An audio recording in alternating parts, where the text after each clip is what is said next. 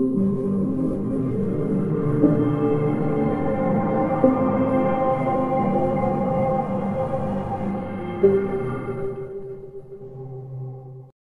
my dear friends and students. আজি মই এই ভিডিওটো ক্লাস 10 ম্যাথছৰ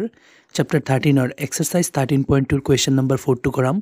আৰু ছাত্ৰছাত্ৰীসকল তোমালোকে যদি এতিয়ালৈকে মোৰ চেনেলটো সাবস্ক্ৰাইব কৰা নাই প্লিজ সাবস্ক্ৰাইব কৰি লোৱা আৰু বেল আইকনো দবাই দিয়া যাতে মোৰ নেক্সট ভিডিওটোৰ নটিফিকেশন পাই যোৱা এতিয়া হা কোৱেশ্চনটো ষ্টাৰ্ট কৰো সো কোৱেশ্চন কি কৈছে চৌপল আকৃতিৰ এটা কাটৰ পেন ষ্টেণ্ড কলম ৰাখিবলৈ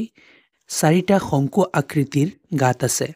চৌপলটোৰ জোখ হল 15 cm into 10 cm into 3.5 cm প্ৰতিটো গাঁতৰ ব্যাসাৰ্ধ 0.5 cm আৰু গভীৰতা 1.4 cm সম্পূৰ্ণ ষ্টেণ্ডটোত কাটৰ আয়তন নিৰ্ণয় কৰা ছাত্ৰছাত্ৰীসকল কোৱেশ্চনে কি কৈছে মই ভালদৰে বুজাই আছো সো যেনেকুৱা তোমালোকে চিত্ৰত দেখি আছা এনেকুৱা কাটৰ চৌপল আকৃতিৰ এটা পেন ষ্টেণ্ডৰ কথা কৈছে মানে পেন থুবলৈ এটা ষ্টেণ্ড আৰু এতিয়া এই পেন ষ্টেণ্ডটো কেনেকৈ বনোৱা হৈছে সোৱা চাৰিটা এনেকুৱা শংকু আকৃতিৰ গাত এনেকুৱা খান্দি পেলাই এটো বনোৱা হৈছে আৰু বস্তুটো কাটৰ হয় ষ্টেণ্ডটো কাটৰ হয় আৰু এনেকুৱা খান্দি পেন থবৰ কাৰণে এনেকুৱা যেনেকুৱা তোমালোকে চিত্ৰত দেখি আছা এনেকুৱা চাৰিটা শংকু আকৃতিৰ গাত বনোৱা হৈছে যিফালে পেন ৰাখিব পৰা যায় আৰু চৌপলটোৰ মানে এই কাটৰ টুকুৰাটোৰ মেজাৰমেন্ট দিয়া আছে আমাক 15 cm 10 cm আৰু 3.5 cm মানে ছাত্ৰছাত্ৰীসকল এনেকুৱা দিয়া থাকিলে প্ৰথমটো হয় দৈৰ্ঘ্য দ্বিতীয়টো হয় প্ৰস্থ আৰু তৃতীয়টো হয় উচ্চতা মানে ছাত্ৰছাত্ৰীসকল এই চৌপল আকৃতি মানে আয়তীয় গণক শেপৰ যেটো ষ্টেণ্ড আছে এটোৰ দৈৰ্ঘ্য হৈছে 15 cm ইয়াতে লিখি দিও দৈৰ্ঘ্য মানে দীঘল দিগে 15 cm দিয়া আছে আমাক আৰু দিছে কি প্ৰস্থ হৈছে 10 cm মানে চেপেটা হৈছে কিমান 10 cm আৰু উচ্চতা ছাত্ৰছাত্ৰীসকল এই উচ্চতা যেটো আছে এটো দিয়া আছে আমাক এটো দিয়া আছে 3.5 cm 3.5 আৰু ছাত্ৰছাত্ৰীসকল এই যে গাঁতবোৰ আছে নহয় গাঁতবোৰৰো মেজাৰমেন্ট দিয়া আছে সো গাঁতবোৰৰ ব্যাসাৰ্ধ দিয়া আছে 0.5 ব্যাসাৰ্ধ মানে এই কেন্দ্ৰৰ পৰা সাইড লৈকে এবোৰ দিয়া আছে 0.5 cm আৰু গাঁতবোৰৰ গভীৰতা দিয়া আছে সোৱা এই ওপৰৰ পৰা তললৈকে যি গভীৰতা আছে সোৱা এই ওপৰৰ পৰা তললৈকে যি গভীৰতা আছে এটো দিয়া আছে আমাক এটো দিছে কিমান 1.4 cm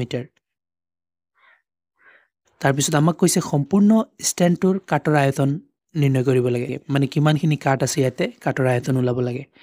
তেনে ছাত্ৰছাত্ৰীসকল এটো আমি উলাও যি দিয়া আছে এইখিনি এবাৰ লিখি লও তাৰ পিছত আমি আইডিয়া কৰিম কেনেকুৱা এটো উলাম তাৰ পিছত সেই হিচাপে কৰি যাম ছাত্ৰছাত্ৰীসকল আমি দৈৰ্ঘ্য কেলেৰে লিখো আৰু এল দিয়া আছে কিমান 15 cm আৰু প্ৰস্থক আমি বি এৰে লিখো আৰু বি দিয়া আছে কিমান ইয়াতে 10 cm দিয়া আছে তাৰ পিছত ছাত্ৰছাত্ৰীসকল উচ্চতাক আমি এইচ এৰে লিখো আৰু এইচ দিয়া আছে কিমান ইয়াতে 3.5 cm এইখিনি ছাত্ৰছাত্ৰীসকল চৌপলৰ দিয়া আছে তাৰ পিছত ছাত্ৰছাত্ৰীসকল এই শংকু আকৃতিৰ যে গাঁত আছে নহয় এইবোৰৰ মেজাৰমেন্ট দিয়া আছে ব্যাসাৰ্ধ 0.5 তেনৰ ব্যাসাৰ্ধক আমি আৰ এৰে লিখো আৰ দিয়া আছে কিমান দিয়া আছে 0.5 সো সেন্টিমিটাৰ দিয়া আছে এটো সেন্টিমিটাৰ আৰু ছাত্ৰছাত্ৰীসকল এই গাঁতবোৰৰ গভীৰতা দিয়া আছে মানে গভীৰতাক আমি উচ্চতা হিচাপে ধৰিব লাগিব শংকু আকৃতিৰ গভীৰতা দিয়া আছে 1.4 cm তেনেহলে ছাত্ৰছাত্ৰীসকল সোৱা আমি এই চৌপলটোৰ উচ্চতাক h ধৰিছো আৰু এই গাঁতবোৰৰ উচ্চতাক কি ধৰিম কিবা এটা ধৰিলো h ড্যাশ ধৰিলো ছাত্ৰছাত্ৰীসকল সেপাৰেট হ'ব লাগিব দুইটাৰ উচ্চতা বেলেগ সোৱা চৌপলৰ উচ্চতা 3.5 আছিল আৰু এই গাঁতবোৰৰ গভীৰতা যেটো আমি উচ্চতা ধৰিব লাগিব কাৰণ সূত্ৰত আমি উচ্চতা ব্যৱহাৰ কৰিব লাগিব তেনৰে গভীৰতাটোক আমি উচ্চতা ব্যৱহাৰ কৰিম আৰু এটো দিয়া আছে 1.4 cm এতিয়া আইডিয়া লও কেনেকুৱা এটো আমি উলাম পেন ষ্টেণ্ডটোৰ কাটৰ আয়তন কেনেকুৱা উলাম ছাত্ৰছাত্ৰীসকল সোৱা মই প্ৰথমতে এই গুটেই আয়তীয় গণকটোৰ আয়তন উলাই লম আৰু আয়তীয় গণকটোৰ আয়তন উলালে কি হ'ব ছাত্ৰছাত্ৰীসকল এই গাঁত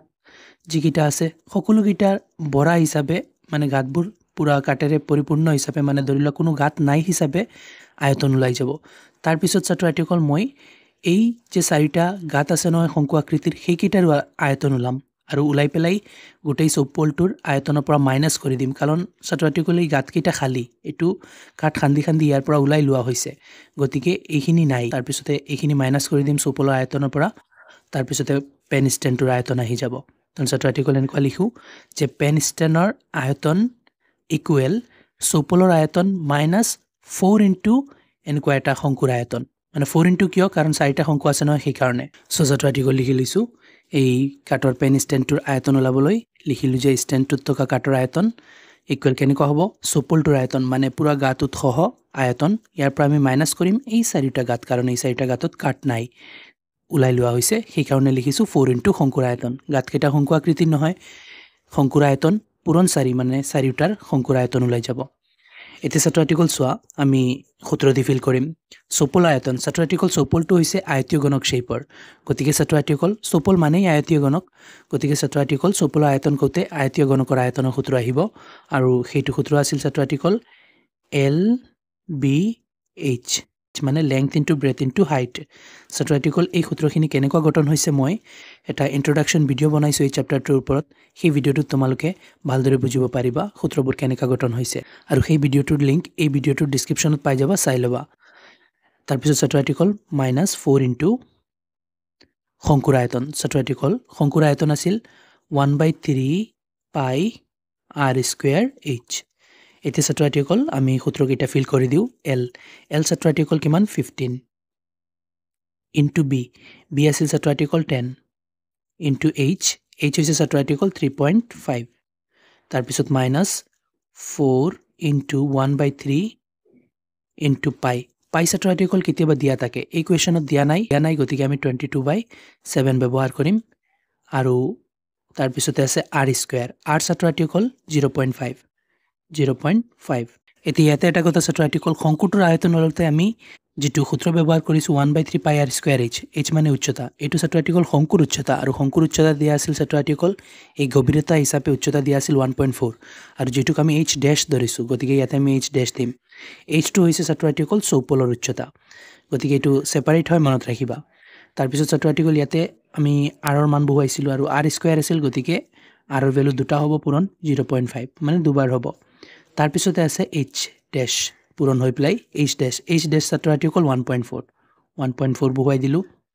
এতিয়া ছাত্ৰাৰ্থীসকল আমি যি কটাকটি যায় কাটি মাৰো ক্যালকুলেট কৰি যাম 15 10 গুণ কিমান হ'ব 150 ইনটু 3.5 কিমান হয় ইয়াতে পূৰণ কৰি আছো ছাত্ৰাৰ্থীসকল চোৱা 15 10 গুণ 150 ইনটু 3.5 ইয়াতে মই পূৰণ কৰিছো সো এটো 150 আছিল মই 15 ৰে পূৰণ কৰি লৈছো এতিয়া শূন্য লগাইছো গতিকে আনসাৰটো শূন্য আহিব আৰু ইয়াতে 35 নহয় 3.5 আছিল গতিকে আনসাৰটো পিছৰ পৰা এক গৰ আগত পইণ্ট আহিব মানে ছাত্ৰাৰ্থীসকল এটো হৈ গৈছে 525 পূৰণ কৰি তোমালোকে যেনেকুৱা কৰা কৰিবা আৰু মই এনেকুৱা কৰো 525 তাৰপিছত ছাত্ৰাৰ্থীসকল ইয়াৰ পৰা মাইনাস হ'ব এইখিনি ছাত্ৰাৰ্থীসকল কিছু কটা গৈ আছে চোৱা 7 দি এই 14 ত কেইবাৰ যাব 7 দুগুণ 14 হয় কিন্তু ইয়াতে 14 নাছিল 1.4 আছিল গতিকে আনসাৰটো পিছৰ পৰা এক গৰ আগতে পইণ্ট আহিব মানে 0.2 হৈছে তাৰপিছত ছাত্ৰাৰ্থীসকল ইয়াতে আমি ক্যালকুলেট কৰি যাম সো তলত 3 আছে তলৰ 3 টো মই লিখি লও আৰু সো তলতটো আৰু একো নাই 7 টো কাটি দিলো এতিয়া বাকি সব পূৰণ কৰি কি পাও চাও সো ছাত্ৰাৰ্থীসকল 4 গুণ 4 22 গুণ কিমান হ'ব 88 হ'ব এই তিনটা পূৰণ কৰি 88 পালো তাৰপিছত ছাত্ৰাৰ্থীসকল এইখিনি সেপাৰেটলি পূৰণ কৰিলো কিমান হয় সো 5 5 গুণ 25 ছাত্ৰাৰ্থীসকল পইণ্টৰ হিচাপ লাষ্টত কৰিম 5 5 গুণ 25 25 দুগুণ কিমান হয় 50 হয় এটো 50 হৈছে ছাত্ৰাৰ্থীসকল কিন্তু ইয়াতে পইণ্ট আছিল ছাত্ৰাৰ্থীসকল ইয়াতে চোৱা ইয়াতে এক গৰ আগত পইণ্ট ইয়াতে এক গৰ আগত 2 গৰ ইয়াতে এক গৰ আগত 3 গৰ 3 গৰ আগত পইণ্ট হ'ব তেনেহলে 50 ওলাইছে মানে ইয়াতে আছে টোটাল 2 গৰ তেনেহলে ইয়াতে শূন্য এটা লগাই পেলাই 3 গৰ বনাম তাৰ পিছতে আমি পইণ্টটো লগাম সো 3 গৰ আগত পইণ্ট বহিছে কি হল ছাত্ৰাৰ্থীসকল এনেকুৱা হৈ গল যে 0.050 সো ছাত্ৰাৰ্থীসকল এনেকুৱা হৈছে যে 0.05 তাৰ পিছতে 0 তাৰ পিছতে 0 ৰ কোনো ভ্যালু নাই ছাত্ৰাৰ্থীসকল পইণ্টৰ পিছত সংখ্যাৰ পিছত অকল 0 ৰ কোনো ভ্যালু নাই মানে ছাত্ৰাৰ্থীসকল 0.050 আৰু 0.05 একে কথা মানে ছাত্ৰাৰ্থীসকল চোৱা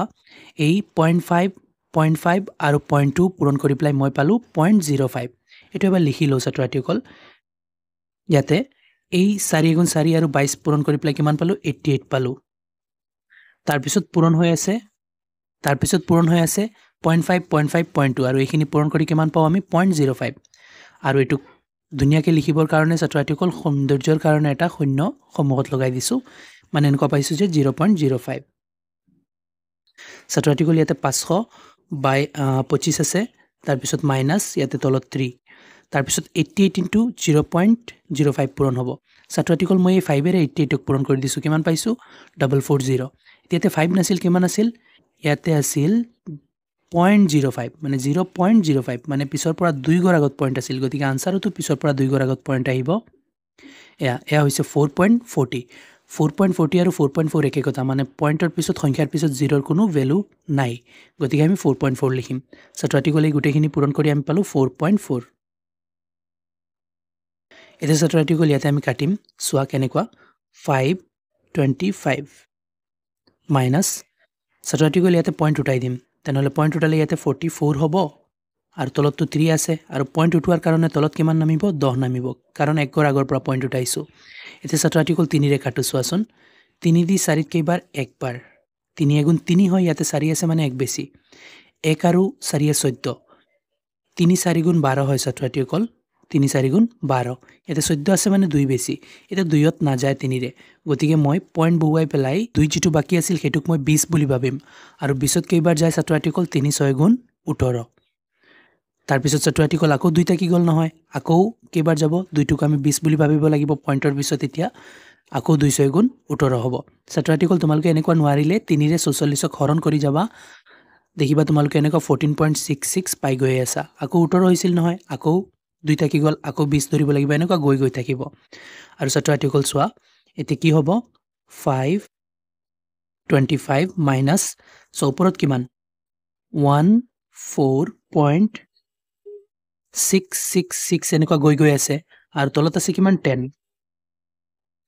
এতিয়া চোৱা 525 যেনেকুৱা আছে ৰাখিলো মাইনাস ইয়াতে সো 10 উঠাই দিম 10 উঠাইলে কি হ'ব 10 উঠালে এই পইণ্টটো আৰু এক গৰাক ফালে আহি যাব মানে এনেকুৱা হৈ যাব যে 1.4666 এনেকুৱা বাঢ়ি বাঢ়ি গৈ থাকিব এতিয়া ছাত্ৰছাত্ৰীসকল চোৱা আৰু এবাৰ লিখি দিও 525 মাইনাস 1.4 তে 66 বাঢ়ি গৈ আছে নহয় হি বৰা কেইটাক মই নিলিখি পেলাই এই লাষ্টৰ 6 টুক মই এক বঢ়াই পেলাই 7 বনাই দিও ইফালে বাঢ়ি বাঢ়ি গৈ আছে মই বঢ়ুৱা নাই এই 6 টুক 7 বনাই দিছো ইয়াৰ পিছত আৰু 6 নিলিখি এটুক 7 বনাই দিছো এতিয়া ছাত্ৰছাত্ৰীসকল এই 525 ৰ পৰা 1.47 মাইনাস কৰি যি হ'ব হেতুৱে হ'ব আমাৰ এই কাটৰ ষ্টেণ্ডৰ আয়তন ছাত্ৰছাত্ৰীসকল ইয়াতে মাইনাসটো চোৱা 525 ৰ পৰা আমি মাইনাস কৰিব লাগে 1.47 ইয়াতে পইণ্টৰ পিছত 2 গৰ আছে নহয় গতিকে তাতে মই পইণ্টৰ পিছতে দুটা শূন্য লৈ লম মিলাবৰ কাৰণে তাৰ পিছত এটো নি বহুৱাই আছো 1.47 সো 1 এককৰ স্থানৰ তলত এককৰ স্থান পইণ্টৰ সিধা তলত পইণ্ট আৰু 47 হেই 2 গৰৰ তলত হেই 2 গৰ এতে চোৱা না যায় ইয়াৰ পৰা দাৰ কৰিলো ইয়াতে হৈ গল 10 10 ইয়াৰ পৰা তাতে নিলু ইয়াতে 9 তাতে 10 10 ৰ পৰা 7 গলে 3 ইয়াতে 9 আছে নহয় 9 ৰ পৰা 4 গলে 5 হ'ব আৰু পইণ্টৰ সিধা তলত পইণ্ট আৰু ইয়াৰ পৰা তো লৈছিলো মই ইয়াতে 4 হৈ গল 4 ৰ পৰা 1 গলে 3 আৰু ইয়াতে একো নাই 2 যেনেকুৱা আছে তেনেকুৱা নামিব 5 যেনেকুৱা আছে তেনেকুৱা নামিব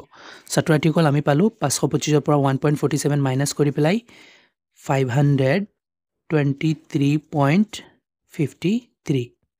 ইমান ছাত্ৰছাত্ৰীসকল এই মেজাৰমেণ্টবোৰ সেন্টিমিটাৰত আছিল গতিকে সেন্টিমিটাৰ কিউব হ'ব মানে ছাত্ৰছাত্ৰীসকল এই ওপৰত চোৱা ষ্টেণ্ডটোত থকা কাটৰ আয়তন ওলাইছে এটো 523.53 সেন্টিমিটাৰ কিউব ছাত্ৰছাত্ৰীসকল এইটোৱে কোৱেশ্চন আমাক ওলাবলৈ কৈছিল আমি ওলাই দিছো ষ্টেণ্ডটোৰ আয়তন আৰু আশা কৰো তোমালোকে ভালদৰে বুজিব পাৰিছা আৰু বুজাত যদি কোনো ধৰণৰ অসুবিধা হয় মোক কমেন্টত জনাবা আৰু ভিডিওটো ভাল লাগিলে লাইক এণ্ড শেয়াৰ কৰিবা চেনেলটো সাবস্ক্ৰাইব কৰি দিবা থ্যাংক ইউ